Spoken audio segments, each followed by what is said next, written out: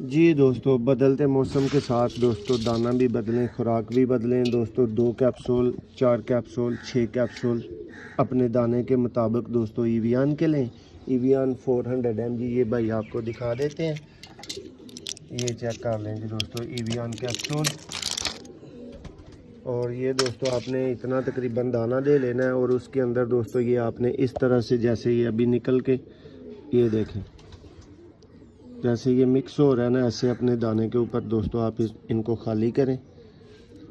ये मैं अब आपके सामने करता जा रहा हूँ। इस तरह से दोस्तों सादा दाना लें, दोनों को मल के इस तरह फेंक दें दोस्तों। ये बेहतरीन दाना अंडों से बंद मादियों का बाद में इलाज करने की बजाय पहले ये इलाज करें और अपने ब्रीडरों को ये ईवियान मिला बेहतरीन दोस्तों मिक्स दाना आप डालें और सैकड़ों बीमारियों से बचें। वीडियो पसंद आए लाइक करें, शेयर करें। बहुत शुक्रिया।